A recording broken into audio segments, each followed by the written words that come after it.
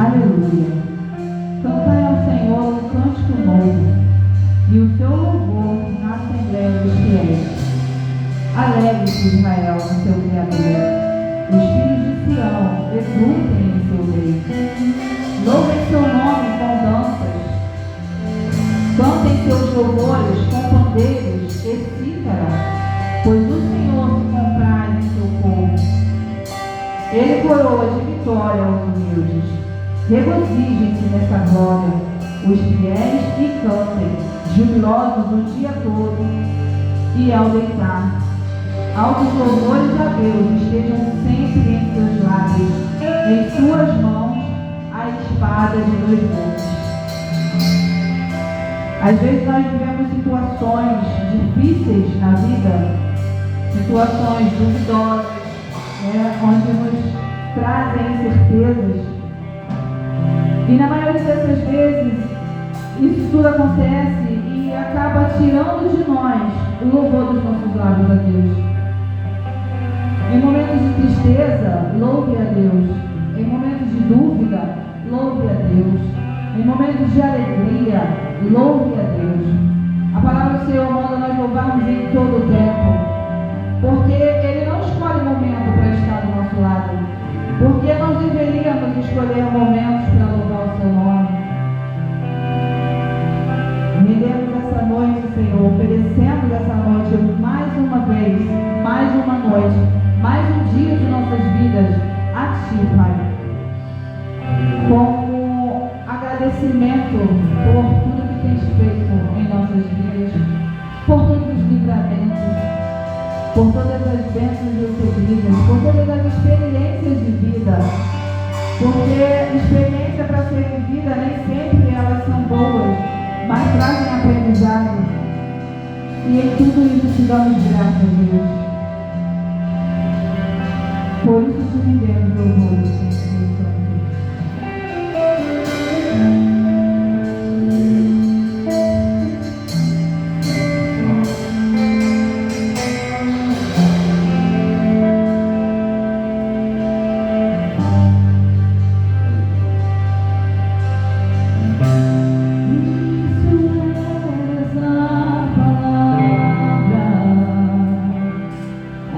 Oh, Deus, oh,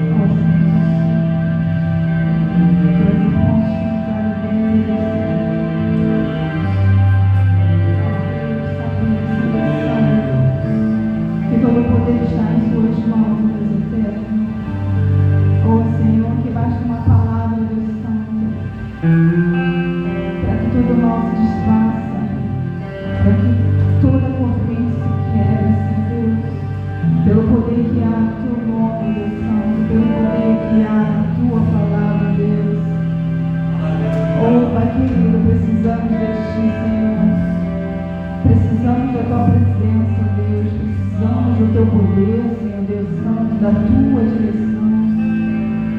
Venha, Deus, venha sobre nós, Santo Santo, nessa noite. Venha com a tua glória, Pai.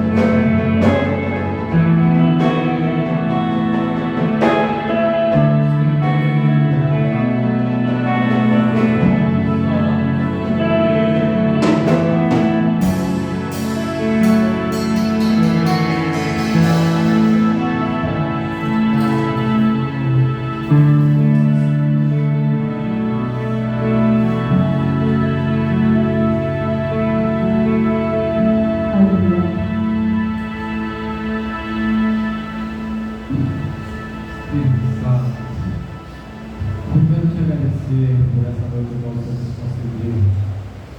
É um prazer adorar. É um prazer louvar o teu nome. Ah, Deus, o teu louvor, Senhor, esteja continuamente em nossos lábios, Pai. O prazer de te adorar, Senhor, esteja continuamente em nossas bocas. Senhor, não porque nos mandaram fazer, mas porque encontramos o nosso lugar nessa terra, Deus. O nosso lugar, Senhor, é na tua presença, Deus. O nosso lugar, Senhor, é diante de ti, Jeová. Oh, Deus, fala conosco. Fala conosco, Jesus. Fala aos nossos corações que nós queremos ouvir a tua voz, Jeová. Usa o teu filho, Senhor, para a administração desta noite, Pai. E fala, Senhor, aos nossos corações, Deus. Eu te peço, Senhor, e te agradeço em nome de Jesus. Em nome de Jesus.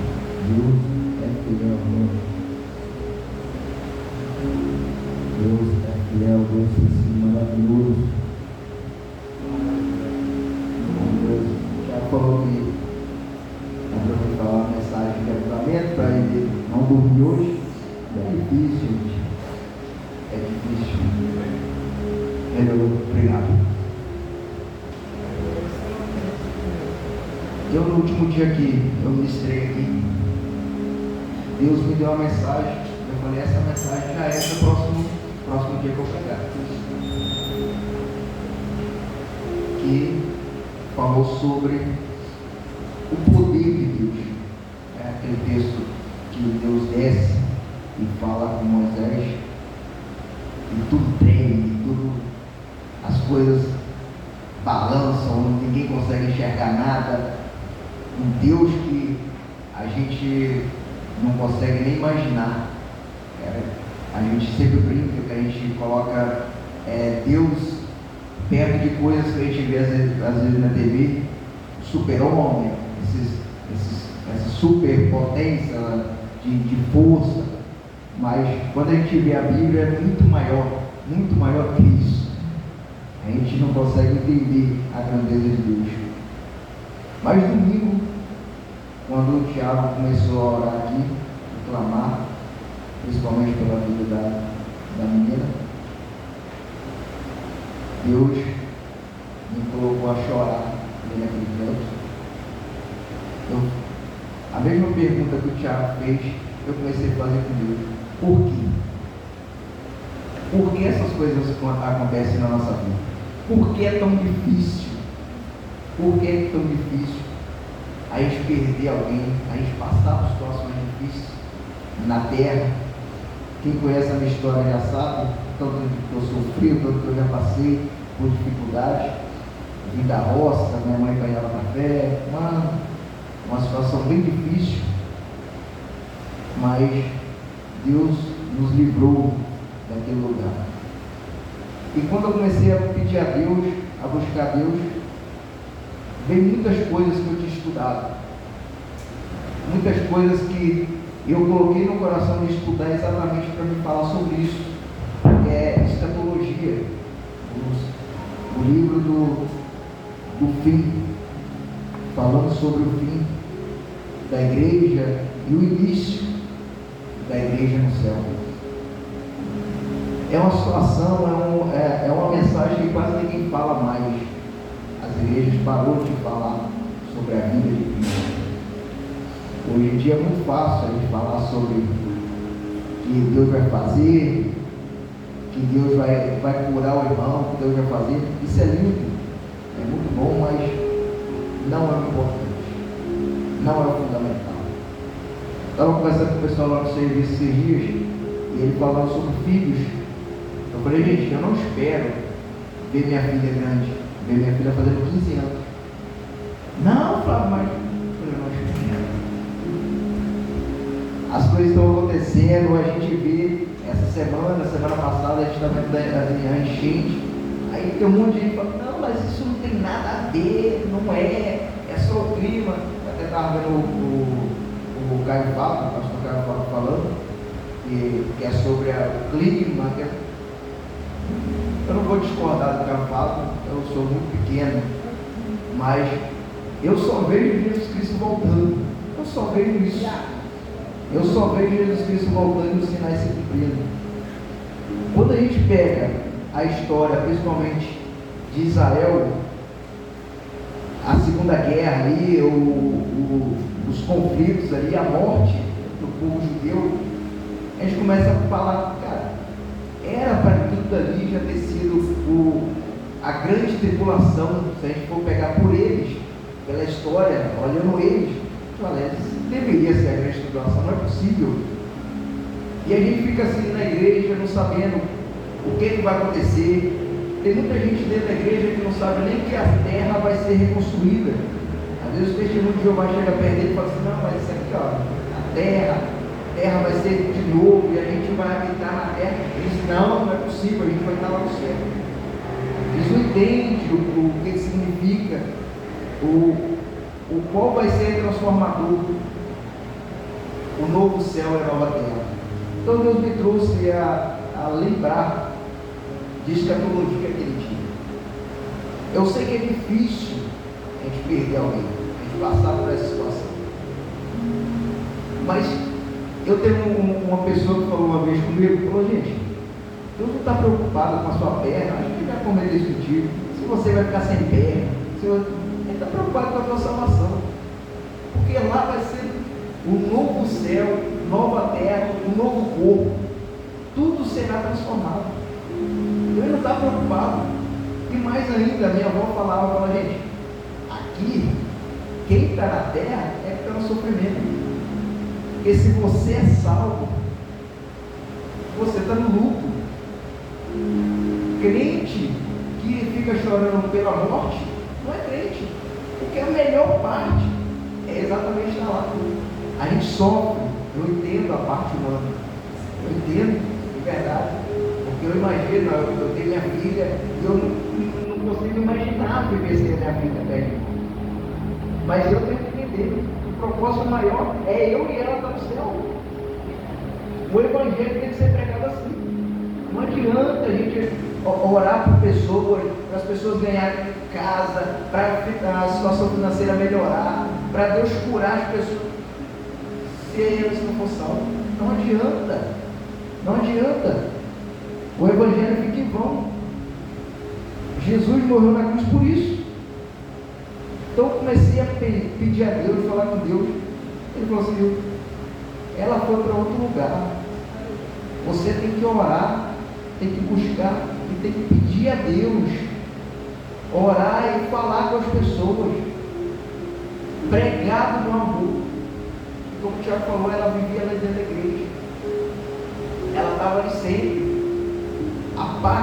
salvação é com Deus, mas eu tenho que falar, eu tenho que pregar o amor de Cristo, o sofrimento dele na cruz.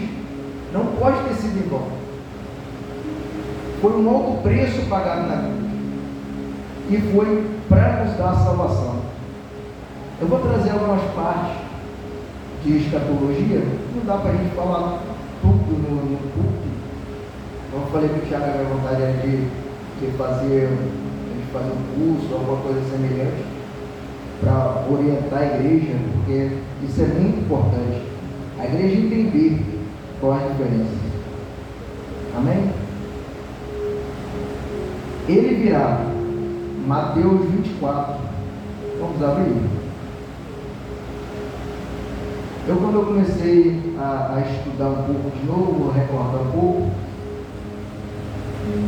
eu lembrei da passagem de Daniel. Daniel 2, 43. E como viste, o ferro estava misturado com barro.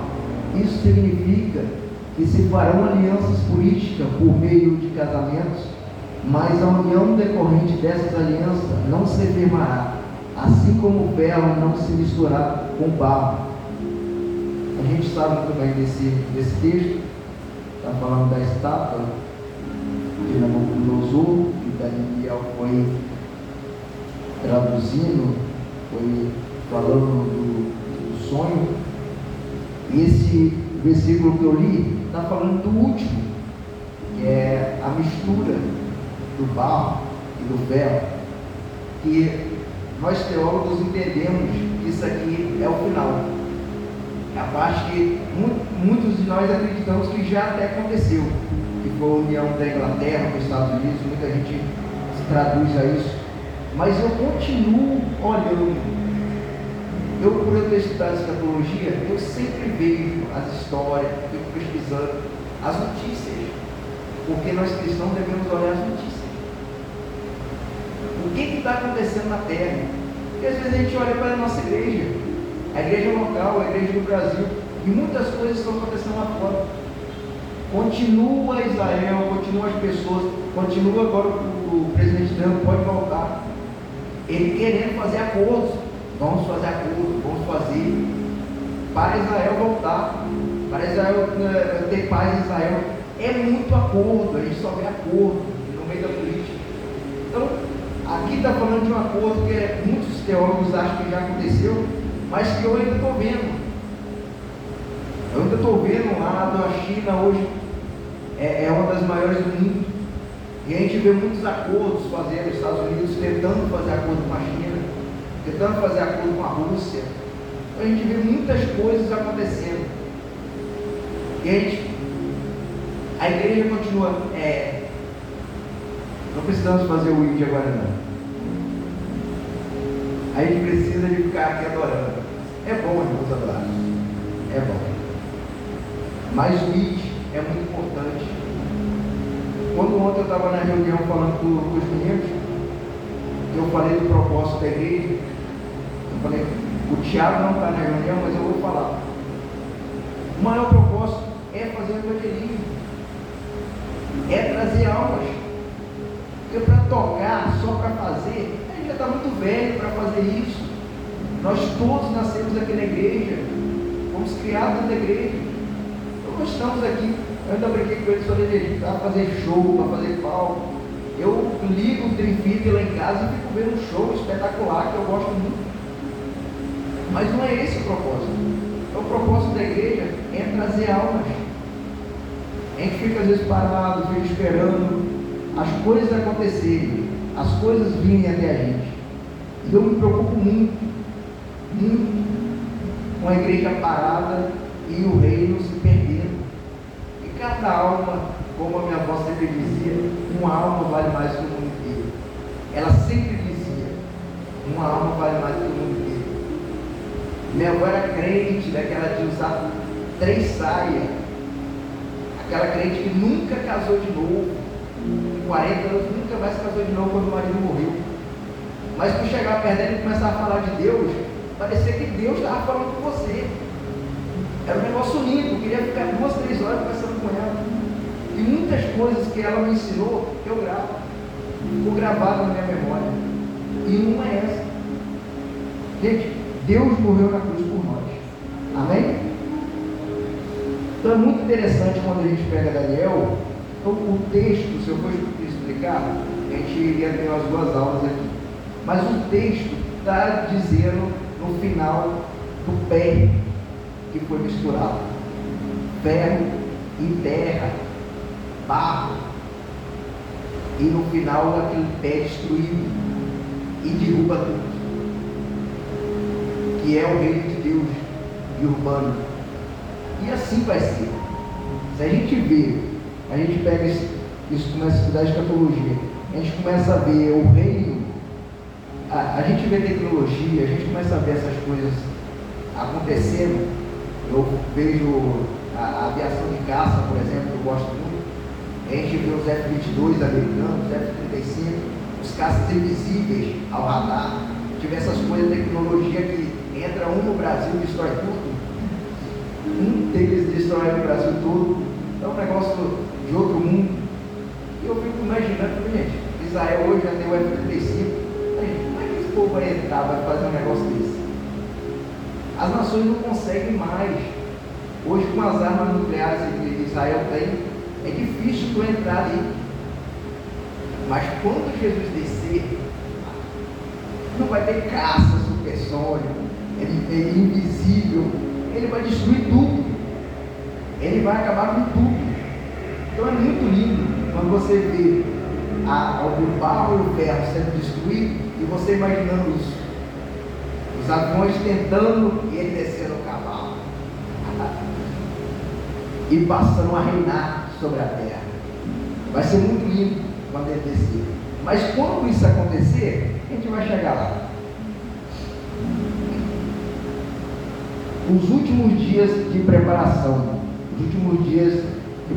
da igreja, aumento dos falsos profetas e da transigência religiosa dentro da igreja. Eu nem preciso falar muito disso está acontecendo, os irmãos sabem muito bem. Vamos ler Mateus 24, que eu falei no início.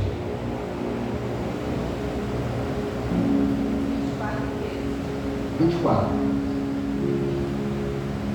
A gente vai ficar em Mateus 24 por um bom tempo.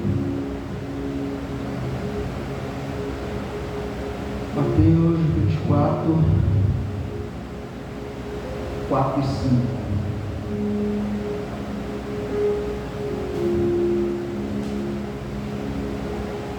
Hoje eu estava comentando com vocês do irmão que me perturbou um pouquinho não sei isso, mas hoje até na igreja, hoje o burro está com um buraquinho, um pedacinho eu tive que puxar ali, quem vê na filmagem vai ver eu puxando algumas vezes, mas é tudo para a glória de Deus, para Deus mostrar que Ele é fiel.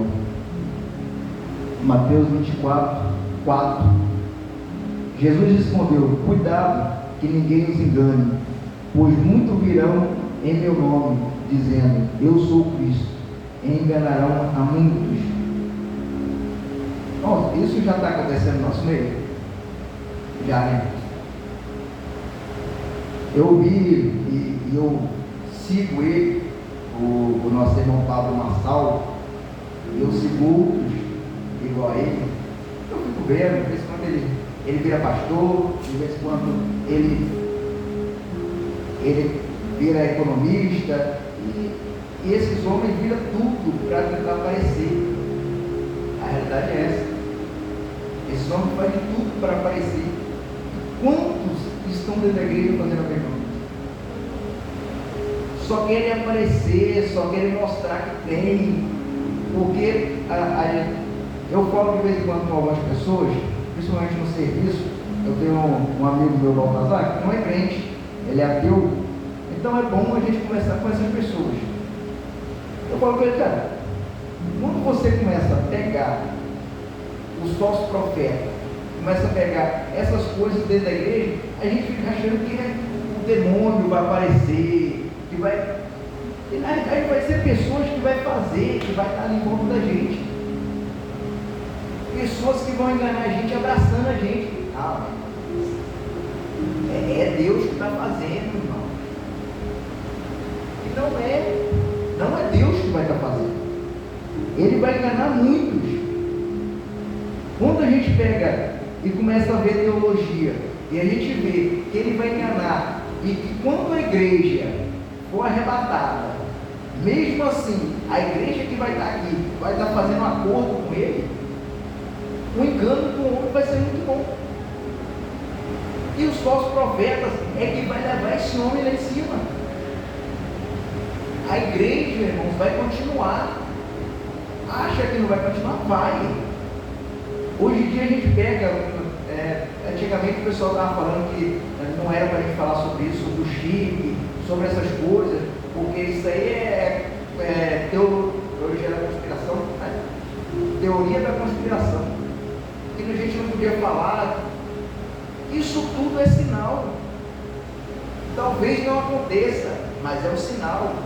É para o crente começar a buscar. Está estranho. Porque se você tem um chip, você está dentro da igreja, você permite um chip na tua mão, na tua testa. Se ele fala assim, você não vai mais comer, está cumprindo a Bíblia. Você não vai mais fazer, mesmo você estando dentro da igreja. E hoje em dia, os próprios pastores já falam assim, se acontecer, não é a marca da besta não. Normal, aceite. Isso não é o falso profeta? Está induzindo o povo a aceitar o anticristo. É o que o anticristo quer. Ele precisa de falso profeta em volta dele. É difícil a gente entender isso, mas é a realidade. Muitos que a gente coloca em nossos púlpitos para pregar, hoje em dia estão nessa indução. Quando você começa a estudar até a história da igreja aqui no Brasil, é preocupante. A nossa igreja começou, algumas igrejas do Brasil começou com maçonaria. O início é da maçonaria. E a gente não pode falar, que a gente não pode falar, que os irmãozinhos. Gente, eu gosto dos irmãozinhos. São tudo gente boa. Mas eu não posso deixar de pregar a verdade. A maçonaria começou no Brasil, muito deles pela igreja. Tem um episódio lá no sul que ia uma igreja, passava uma semana e a outra no mesmo espaço. E a gente olha até hoje o espaço maçônico. Tem na porta da igreja um símbolo maçônico e tal. A igreja essa igreja é para levar o povo para o céu? Ou é para induzir o povo? Claro, gente, pela graça, mesmo esse povo que está lá, que carece, às vezes, de estudar a Bíblia, vai ser salvo. Eu não estou falando de salvação, mas que a gente tem que ficar preocupado, tem. Os falsos profetas estão aí, vai fazer coisas bonitas, vai dar cesta básica, vai fazer isso, mas será que é Deus fazendo? Será? É muito preocupante, irmãos, porque quando a gente fala, principalmente em falso profeta, as pessoas só pensam, não, é aquele que entregou a profecia lá, o falso profeta é aquele que errou. A gente nunca pega, e principalmente a gente nunca coloca que é o líder. É o cara de frente, é o cara maior, às vezes, do Brasil, é que vai induzir.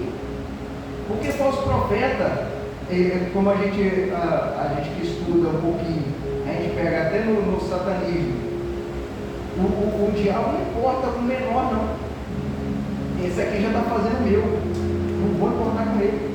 Ele só quer o grande, porque o grande traz influência. Então, a liderança, o falso profeta que vem dentro da igreja, vai ser vai ser um cara grande. Ele vai chamar atenção, ele vai mobilizar a gente. E a gente às vezes está aplaudindo essas pessoas. Às vezes a gente está, muito legal. Eu falei esses dias, comentando, o Thiago, a gente falando sobre o evento de rock, aí o pessoal do evento de rock estava falando de música secular, de música. Gente, eu escuto, eu gosto, acho legal. Mas quando a gente fala de reino, não serve. Não serve. Eu não posso misturar as coisas. Eu não dá para misturar as coisas. Eu, num culto em que eu estou falando que é culto, eu tocar a música. Daqui a pouco eu estou tocando Ivete Sangalo aqui, que a música é homenagem a Satanás. É verdade, porque a gente escuta. Irmão, no meu trabalho, rola Ivete Sangalo direto. Rola um monte de música assim. E eu já estou acostumado, o meu ouvido já está acostumado. Às vezes o pezinho fica assim. Se lá fora está difícil, imagine se começar aqui dentro. A gente vai achar que é só agitação. E é isso que eles querem. Eles querem tornar a igreja um produto. A igreja tem que virar um produto, senão não vale a pena para o anticristo. Porque se a igreja entender o propósito dela e bater de frente, o anticristo não serve. Porque a marca da besta, que eu não sei se vai ser o chifre, não sei o que vai ser, mas vai ser para segurar, para controlar, para dirigir o povo. Não, eu quero que faz isso, eu quero que faz isso. Não adianta achar que vai ser um menor, que vai ser alguém que não é conhecido, é besteira. Vai ser alguém que conhece muito, que entende muito, que tem poder sobre uma nação, por exemplo. Esse vai ser o falso profeta. Amém? Qualquer coisa o Thiago depois ele conversa com a secretária. Mas é bom, irmãos, a gente entender, principalmente a minha cabeça. Eu brinco direto que eu sou meio doido da cabeça. Mas nós cristãos, devemos entender isso. Nós devemos pelo menos separar as coisas, para a gente não entrar no sistema deles. O sistema deles está prontinho. Se hoje o anticristo chegar e começar a fazer maravilhas dentro de uma igreja, o povo vai todo para lá. Todo. O povo não está mais preocupado com salvação. Eu falei, salvação, um dia ele acredita. Não está preocupado. O povo só quer seguir, não. A missionária fulana de tal falou, é o que eu vou escutar. O pastor falou, não vamos nessa, vamos estudar a Bíblia. É o nosso manual, é a Bíblia. Não estou falando para vocês nem olhar o que eu estou falando. Vai estudar, vai ver se o que eu estou falando está certo. Esse é o propósito da igreja. Nós devemos estudar, devemos olhar o que as pessoas estão falando, o que o pregador está falando. Não adianta, às vezes o cara está aqui na frente falando um monte de coisa e não tem nada a ver com Deus. E a gente está só induzindo a igreja à perdição. Amém? Aumentos de guerra, fome, terremoto, isso aí a gente já sabe. Mateus 24:6. Vocês ouvirão falar de guerra e rumores de guerra, mas não tenha medo. É necessário que tais coisas aconteçam, mas ainda não é o fim. Nossa, como eu falei, eu gosto muito de história, então eu vejo, principalmente da Segunda Guerra Mundial, eu estudo muito, vejo muita coisa ali, porque eu acho que ali é o início. Para quem gosta de escatologia, os teólogos não pegam muito isso, mas eu acho que ali é o início, porque ali começa o povo de Israel de novo voltar. Em 44 ali, Israel começa a se formar de novo, em 48 volta a ser nação. Ali, se a gente que estuda não entender que aquilo ali é o início das 70 semanas de Daniel, a gente não estudou. Porque é isso aí. O início ali é as 70 semanas de Daniel, que para mim a matemática já até acabou. Acho que Deus já passou, está no negativo. Vou esperar mais um segundinho, já está nos acréscimos. Porque tudo ali já se cumpriu. Então, se a gente pegar a Segunda Guerra Mundial, o sofrimento do povo, a gente que é cristão e que estuda muito sobre a história do povo judeu, não ler, não estudar a Segunda Guerra, a gente não vai entender quão difícil foi daquele povo, como aquele povo sofreu, como aquele povo foi perseguido. E ali a gente entende perfeitamente, é Deus. porque era para ser dizimado, aquele povo era para sumir, não tem como. Eu passaria a falar assim, não sou judeu, com sofrimento. Eu vejo, de vez em quando eu vejo de novo o filme, o Pijama, né? O filme é de você chorar, e é uma história verdadeira. Quantos daquela história não aconteceram? Todo mundo de Deus sofreu. Quando a gente pega, por exemplo, a história da Guerra dos 6 Dias, você vê os caras da aeronáutica, os caras da marinha falando o que o Israel fez. Não, que a gente com 6 caças derrubou 30, que vem 6 países em volta da gente, e a gente fez uma estratégia que você deu na minha cabeça, Deus, não tem como. Se você pegar, eu servi o exército, você pegar e começar a fazer ali, a conta não fecha. Não fecha, é Deus, gente. É Deus juntando o povo de novo. Com 2 dias de país. Tem um monte de nação. Vão derrubar. E os caras venceram, não tinha arma, não tinha nada. E o povo continua falando assim, não, é estratégia. Não é Deus.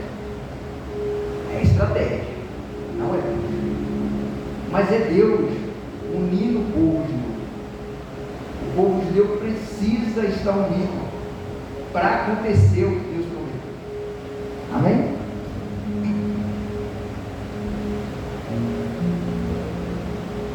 O Evangelho será pregado no mundo inteiro, mas Mateus 24:14.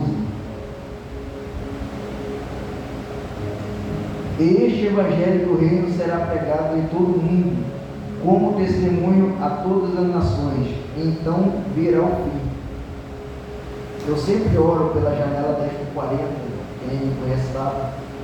Eu sempre oro pela janela 10x40, porque é um dos poucos lugares que o Evangelho não é pregado 100%.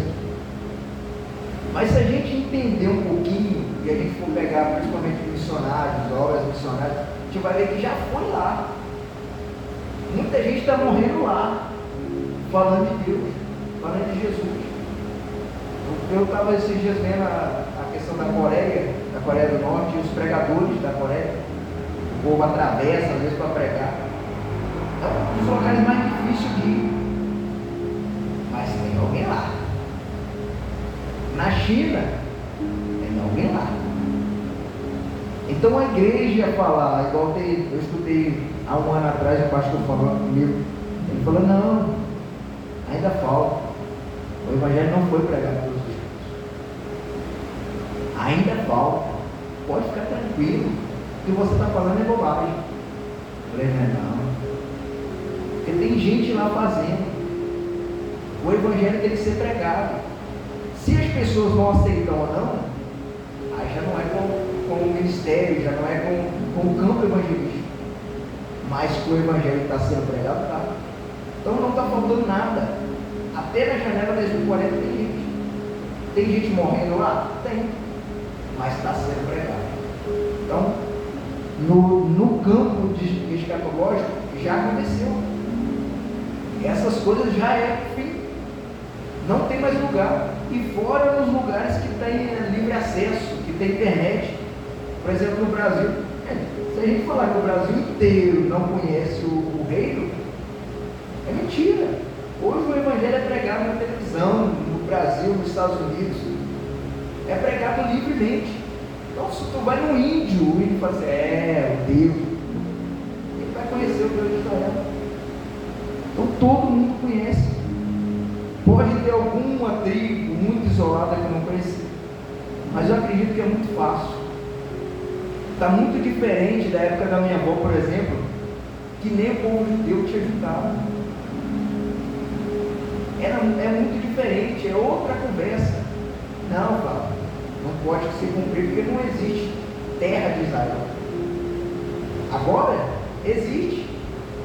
O povo está lá. O povo está lá guerreando. Falta alguma coisa? Não falta.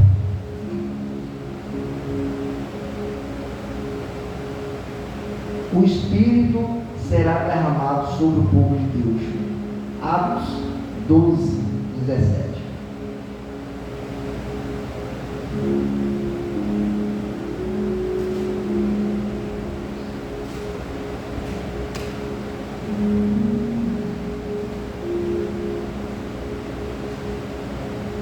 Se o Tiago quiser ficar em terra de novo, pode ficar.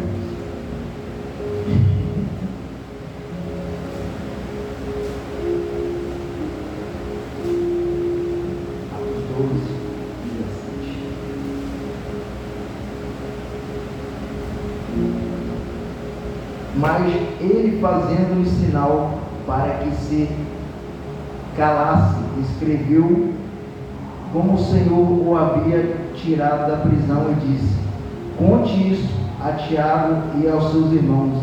Então saiu e foi para outro lugar. Aqui está falando da libertação de Paulo, e não é diferente do nosso dia. Muitos de nós estão sendo livres da situação opressora, até da igreja, para fazer o ID, para pregar o Evangelho. O Evangelho está sendo pregado, o Espírito Santo está sendo derramado. Se a gente pegar os últimos acontecimentos da igreja, como aconteceu nos Estados Unidos há pouco tempo, e aconteceu no Brasil também, o derramamento do Espírito Santo. O Vitor estava falando na semana passada, a gente estava comentando sobre isso, derramamento do Espírito sobre a igreja naqueles dias, que começou um avivamento extraordinário. É o derramamento do Espírito Santo sobre a igreja. A gente para, igual hoje aconteceu, a gente estava aqui, Deus está descendo lindo demais, está sendo uma coisa fácil. Parece que o céu está mais baixo, como a minha família fala, o céu está mais baixo. Isso já é sinal que ele vem.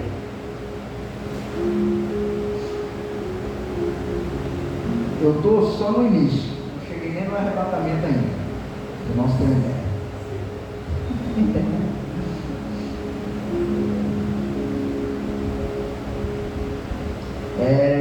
Vamos ler Mateus 24, 36.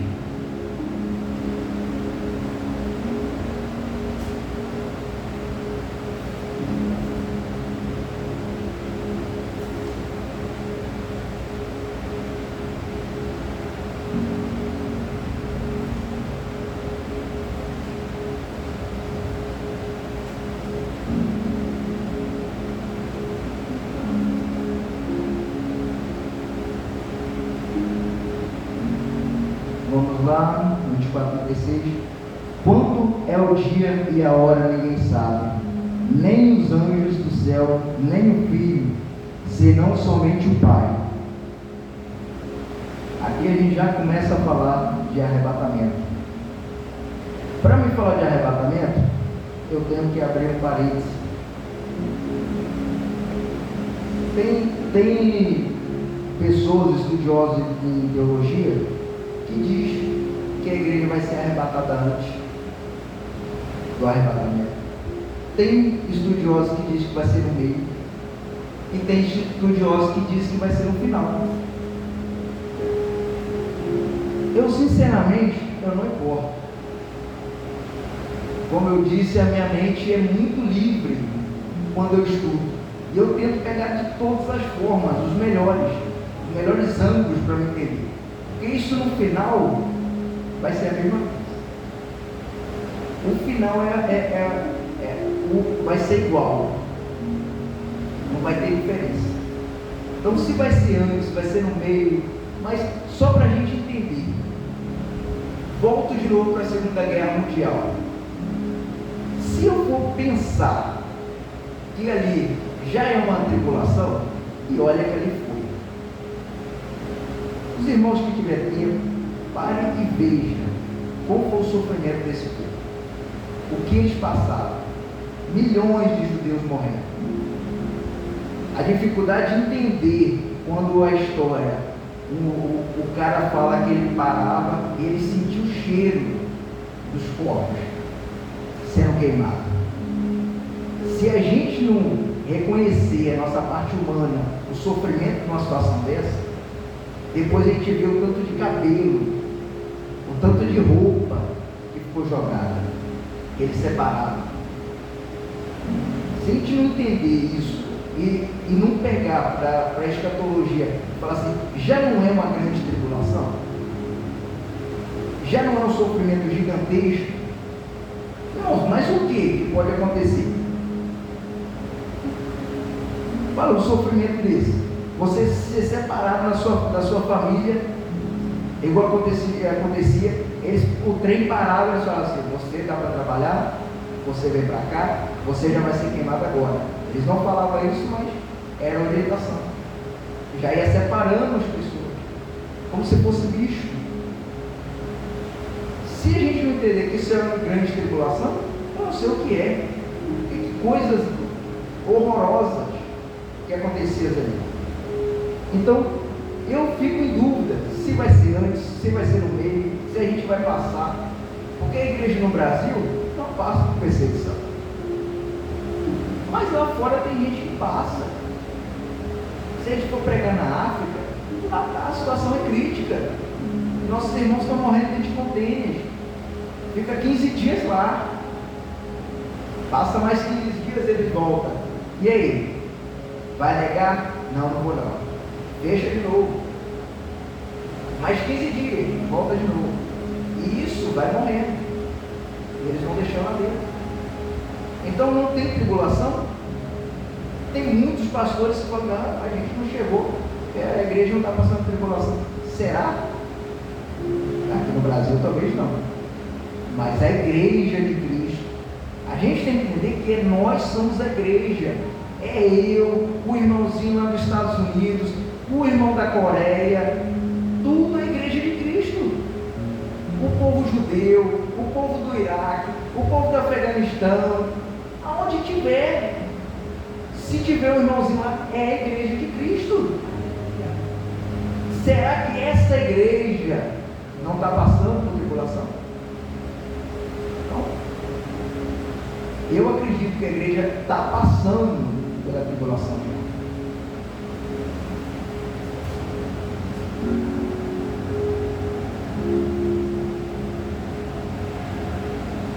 Todos os santos arrebatados serão julgados por Cristo.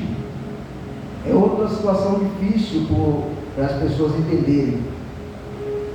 Vai existir duas situações dos crentes, que é os 7 anos de tribulação. O pessoal fala que vai ser dividido em 3 anos e meio de falsa paz e 3 anos e meio de guerra. E quando você pega o pré, que vai ser o arrebatamento antes, a igreja vai estar lá no céu, nesses 7 anos. A gente pega o pré, que é as igrejas da Assembleia de Deus principalmente prega, que você antes vai ser arrebatado. E a igreja nos 7 anos vai estar lá recebendo o galardão. Esse é o julgamento da igreja, de galardão. O que você fez vai ser maior do que o Tiago fez. O Tiago fez foi maior do que você fez. Os galardões vai ser esse para você, esse para você. Vai ter uns que não vai receber nada, como o ladrão do lado de Jesus. Ele só morreu e foi para o céu. Morreu direto e foi. Ele foi salvo sim, do galardão dele. Então, quando a gente pega essa passagem dos 7 anos e meio, dos 7 anos, vai ser lá no céu.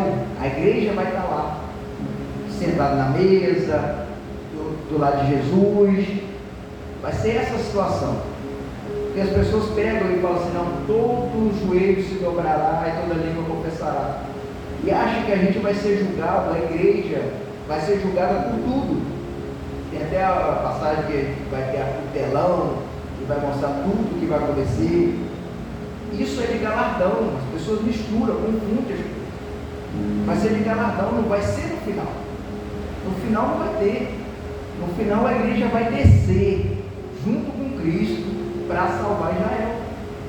Então o pessoal confunde, acha que a igreja vai passar por aquele momento todo do julgamento de Israel. Ali é um julgamento específico para Israel. E toda a língua se dobrará. E a igreja também. Mesmo a gente estando como um corpo de espírito, mas a gente vai estar ali. Como os anjos, os querubins, os serafins, tudo tudo ajoelhe em volta dele? Com certeza. Eu vou ser o primeiro que vou estar lá ajoelhado e dizendo que ele é santo. Mas não tem nada a ver uma coisa com a outra. Uma coisa vai ser a gente estar lá e o julgamento de galardão. Raquel vai receber isso, quem fez isso, Vitor vai receber isso. E outra coisa vai ser lá, depois dos 7 anos, que Jesus vai descer em Israel, no Monte das Oliveiras, que será aberto, que Israel vai estar sendo perseguido, e vai estar aquela história que eu falei com vocês dos aviões.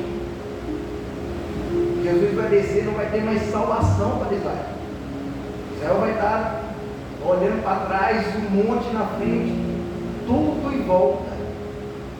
A Bíblia fala que é todos os países. É China, a maior marinha do mundo hoje. Estados Unidos, só os aviões da marinha dos Estados Unidos, um porta-avião dos Estados Unidos é maior do que a nossa aeronáutica toda. Então a gente pega esse poderio todo em volta de um país igual a Israel, que é inimigo. É um país pequenininho. A gente começa, como é que vai ser? Como vai ser essa situação? Os caças, um monte de coisa passando por cima, e eu imaginando Deus fazendo para eu poder. Fechando tudo, ninguém vai conseguir fazer nada, ele travando tudo. Aí eu volto a pensar num Deus maior do que o super-homem que a gente conhece. Aquele Deus que desceu no monte e ninguém conseguia ver nada. Ele tremia quando ele descia. Aí eu começo a pensar, imaginar esse Deus descendo e abrindo um monte. Então, quando a gente pensa, imagina um tremor igual tem de terremoto, aí a gente já fica, gente, é um negócio só do barulho que a gente vê quando a gente coloca na TV, já é um negócio assustador. Então imagine Deus, por isso que o povo fugia. Quando você vê, não, vai lá, Moisés, não quer ir lá não. Dá para entender, porque é um poder gigantesco. Desceu, tudo sumia, não conseguia ver nada, o poder dele. Isso vai acontecer. O monte será aberto, e os caças vão vir, ninguém vai conseguir fazer nada, porque ele vai governar, ele vai reinar. O Todo-Poderoso vai descer para salvar Israel. Então, é maravilhoso quando a gente começa a estudar escatologia, e a gente pega esses textos de como Deus é grande.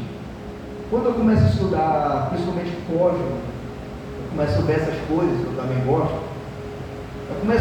o cientista começa olha como é grande, como o universo é gigantesco, começa a falar de ciência. Aí na minha cabeça eu assim, como Deus é grande. A lua não pode passar 10 centímetros que já faz um estrago na terra. É tudo controlado. É o Deus que nós servimos. Ele controla tudo. Ele controla tempo, espaço. A gente não consegue imaginar o poder dele. O poder dele é gigantesco. É grande demais para a gente entender. Por isso que eu brinco que a gente não pode colocar Deus numa caixinha. Deus é muito maior do que a gente imagina. Como eu vou calcular um Deus desse tamanho? Ele fez as coisas, ele fez a terra. Se você imaginar o nosso cérebro, como é impossível criar? Ele fez isso em questão de um dia. Vou fazer. Então é grande demais para mim conseguir imaginar a grandeza do nosso Deus. Amém? Irmãos, eu vou terminar por aqui. Depois a gente volta. Senão o Thiago vai dormir aqui no culto. Amém? Deus é grandioso. Deus é muito maior do que imaginamos. A grandeza dele supera a nossa visão, o nosso intelecto. Ele é infinitamente mais e maior do que imaginamos. E se a gente começar a entender que o Filho dele morreu por nós, começarmos a entender que ele fez tudo para que nós fôssemos salvos, a gente começaria a dar mais valor e correr atrás para falar desse amor dele. Porque o amor dele é maravilhoso. Como eu digo para o pessoal lá no meu serviço, eu não posso ser nada. Vocês não podem olhar para mim. Tem que olhar para quem eu estou falando. Porque eu sou minúsculo perto dele. Ele pode resolver a vida nossa, a vida de cada pessoa na terra. Só depende de a gente entender e entregar a nossa vida para ele. Amém? Eu agradeço a oportunidade e a gente vai continuar esse estudo. Amém?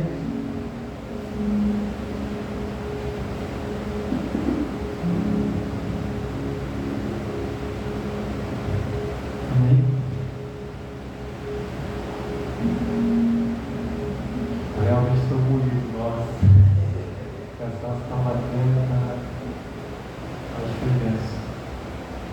Eu vou lembrando ontem, na hora que eu estava fazendo as coisas, né? Eu estava aqui, era quase 2 horas da manhã. Eu tinha que ir lá em cima para liberar a piscina, porque tinha lugar de espaço ali. Eu fiquei pensando, né? Muito ontem. Ele sabe exatamente o que ele faz, como ele faz, o que ele faz, mesmo que em algum momento a gente não entenda, né?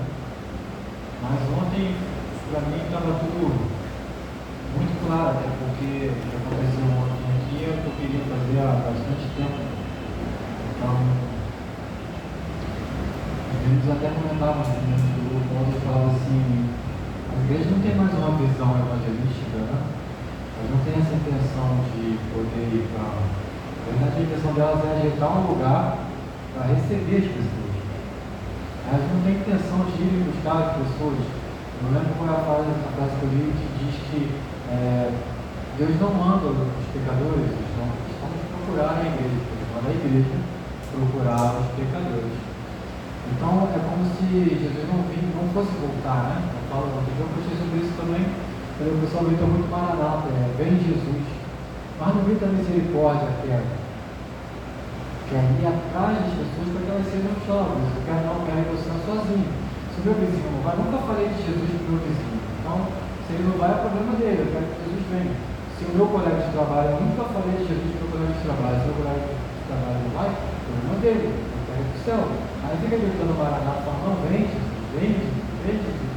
Mas esquece as pessoas que estão em volta. Porque eles acreditam que porque eles frequentam algum lugar, eles vão para o céu, eles não se nunca revelado de Jesus para ninguém. É aqueles que eu vou falar assim, faltaram de mim porque eu nunca te conheci. Porque como é que alguém pode se dizer cristão e não se compadecer de ninguém que está à volta? Não, eu conheço Jesus. Não, mas Jesus sim, mas como é que o comportamento demonstra isso? Não é que aquilo que você anuncia demonstra isso. E ontem eu me senti muito satisfeito porque, independentemente da quantidade de pessoas que eu tinha aqui,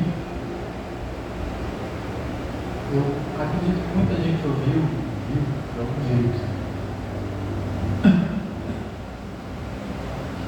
Isso tem sido relevante para mim porque eu entendo que somos nós fazendo aquilo que nós devemos fazer. Nós devemos anunciar Cristo. Se tem uma rede social, por exemplo, a gente pode falar, quem chega lá e falar, fulano é cristão, eles são mais de Jesus, ótimo, é o nosso papel. Todos os caminhos para falar é o nosso papel. Aquela história de vamos entregar panfleto, mas vamos fazer notificação na internet, é isso que a gente faz. Só que vai chegar um tempo que a gente acredita nisso, as coisas não vão ser mais tão simples assim, né? Igual é no Brasil. Na verdade, se constrói algumas narrativas, algumas coisas exatamente para tirar a nossa liberdade.